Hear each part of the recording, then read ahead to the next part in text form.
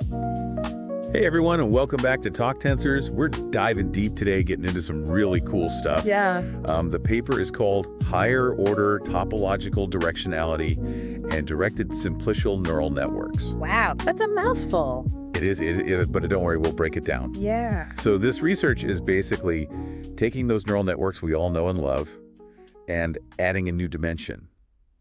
It's all about capturing like the direction of relationships. Think of it like cause and effect. Exactly. Or even just like the flow of information. Like imagine we've been looking at a map of a city, right? But now with this research, we can finally see the traffic flow. That's a great analogy. So before we get too far down the road here, I've got to ask, can you explain what a directed simplicial complex is?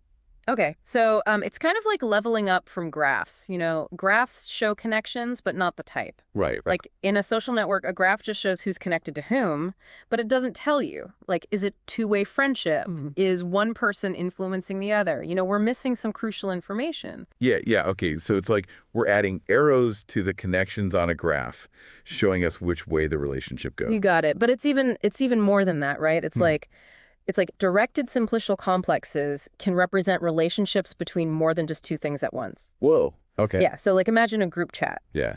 A simple graph would just be like everyone's connected to everyone. Right. But a directed simplicial complex, it would capture like who replied to who liked what comment. You know what I mean? It gets way more detailed about the information flow within that group. Oh, I see. So that's where traditional graph neural networks, those GNNs, start to struggle, right? Exactly, yeah. They kind of treat all connections as symmetrical, you know? Like there's no difference between following someone on Twitter and them following you back. Yeah, exactly. And this paper's saying, hold on, if you just ignore that directionality, you miss a ton of information, right? Like you could end up with completely different structures that look the same to a GNN. And that's a big problem, right? Like that's a big blind spot. Huge blind spot. Yeah. Okay, so GNNs are out. What's the solution? Okay, so the paper introduces these directed simplicial neural networks. DrSNNs. DrSNNs, yeah. Catchy, right. Love it. And basically they work like GNNs in that they use message passing. Oh, right. Message passing. But there's a twist. So think of it like each part of the complex, whether it's a point, a connection, whatever, they all have their own little mailbox. Okay. I'm picturing a very organized, like, neighborhood with, like, designated mail routes for all the messages. Yes. And the network basically sends these messages along specific paths. And those paths are determined by the direction of the relationship. So the information flow is controlled, you know. Like traffic on a one-way street. One-way street, exactly. No shortcuts, no U-turns. Got to follow the rules of the road.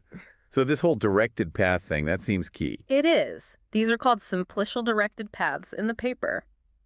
Fancy, huh? Very fancy. But really, it just means the info is processed in a way that respects the direction of the relationship.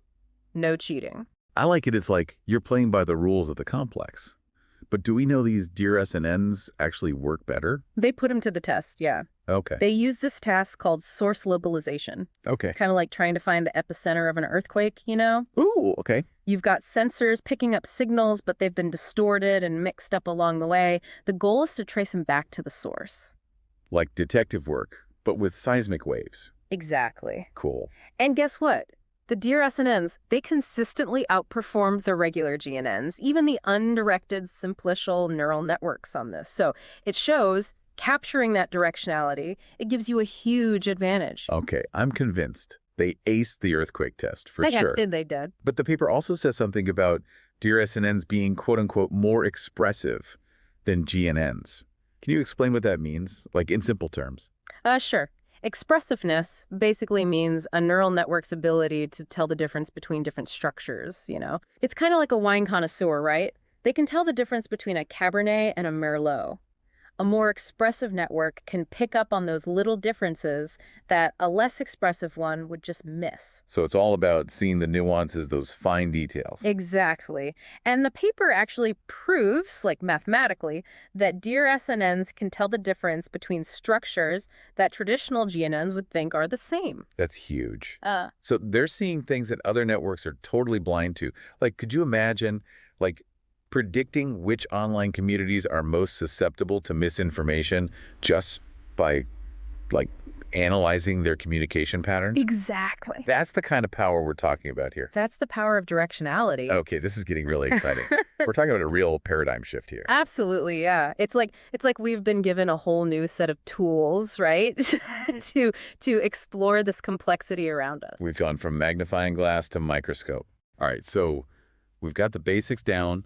We've seen the limitations of those traditional GNNs. We know DrSNNs are stepping up, and we've got a sense of their potential. Now, I want to know, where do we go from here? What are some real-world applications where these DrSNNs could make a huge difference? Well, that's where our novel notions come in. I cannot wait. Hit me with those novel notions, but first, a quick word from our sponsors. Okay, we're back, ready for those novel notions, those wild but totally possible ideas that this paper sparked in our brains. I'm ready. I've got two, actually, that I think you'll like. Right, lay them on me. Okay, so first up, social media analysis. Woo, okay. We could use DrSNNs to see how information, or even like misinformation, spreads online. Right, it's such a big deal these days with everyone on their phones all the time trying to figure out what's real and what's not. Totally. And like most social media analysis tools right now, they use those basic graph structures that we talked about, right? Yeah. But those don't really show the whole story, Right, they're missing that directionality. Exactly.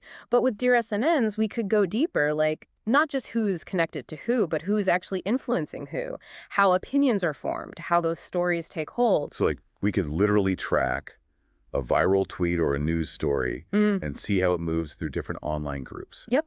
And then if we understand those patterns, we could predict what's going to go viral, find those influential people, maybe even spot misinformation campaigns early on. That could be huge for fighting fake news, right? Map out how those harmful narratives spread and figure out how to stop them. Exactly. Find those key players, the super spreaders, and target those interventions, like a public health campaign, but for the digital world. I love that analogy. Yeah. Okay, social media, that's a big one. What about the second novel notion? You said something about drug discovery. Right. So drug discovery is all about understanding those complex systems in our bodies, Yeah. And a lot of times we use networks to represent those systems, Okay. like how proteins interact with each other. Gotcha. We can map those interactions as a network. Okay, like a tangled web of proteins, each one doing its own little dance, keeping everything running smoothly. Perfect. But those interactions aren't just random connections, Right. They have directionality to them. One protein might activate another, while another might, inhibit its activity. And the traditional methods, they miss that direction piece, right? They do. So you're thinking DrSNNs could come in and, shine a light on those relationships, show us how these biological networks really work. Exactly. We can map out those signals within the networks, find those key proteins that are driving a disease, maybe even predict how a drug will affect different parts of the network. That could be huge.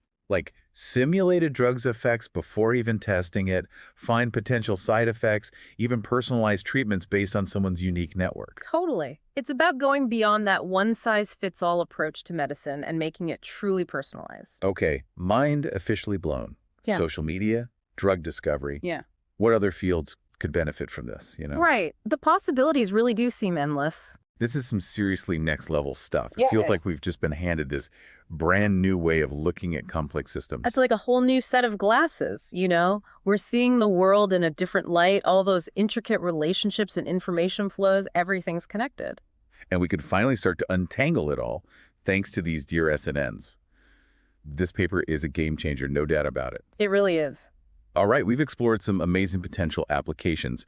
Let's circle back to the paper itself and highlight some key takeaways. Oh, okay. Okay, so we've covered some pretty amazing potential applications for these DrSNNs, but let's go back to the beginning for a sec. Okay. You mentioned earlier that those directed simplicial complexes can capture relationships between more than just two things, right? Yeah. Can you give me a real-world example of that? Sure, let's stick with social media, right? Imagine a Facebook group for, I don't know, gardening enthusiasts. Yeah. A normal graph would just show all the members, connected, saying they're part of the group. But a directed simplicial complex, it could show you who comments on whose posts, who likes what pictures, who shares tips, who's asking for advice, all that. So instead of just seeing a flat network, We're getting this like multi-dimensional view of how everyone's interacting. Exactly. And that's where the DrSNNs come in, right? They can learn from that multidimensional structure, Right. find insights that you just wouldn't see with those old graph methods. That's like we've been using a magnifying glass when we really need a microscope. Yeah. And the cool thing is they don't just describe those relationships, they can actually learn from them, make predictions, find hidden connections, all that. You also mentioned that DrSNNs are based on this idea of simplicial directed paths. Can you break that down a bit more? I'm still trying to picture how those paths like make sure information goes in the right direction. Okay, so imagine like driving through a city, right? Okay. But all the streets are one way. Okay. You got to go in the right direction, no shortcuts, no going back. That's basically what those directed paths do for the DrSNNs. They make sure the network processes info in a way that like follows those relationships. So it's like a built-in traffic control system for the network. Exactly. Keeps everything flowing smoothly. That's why they're so powerful. They're processing information in a way that matches the real world. This whole conversation has been mind-blowing, honestly. It's incredible to see how this research is like pushing the boundaries of what we can do with machine learning. Yeah, it's exciting stuff. I mean, giving us these tools to understand the world in a completely new way. And I think we're just getting started. As more researchers get into this, I bet we'll see even more amazing applications. I can't wait. This is definitely a paper to keep an eye on as things develop. For sure. And to all our listeners, if you're fascinated by this as we are, check out the full paper. We'll link it in the show notes. Yeah, definitely check it out. And as always, we want to hear your thoughts. What other areas could benefit from those directed simplicial neural networks? Hit us up on social media. Let us know.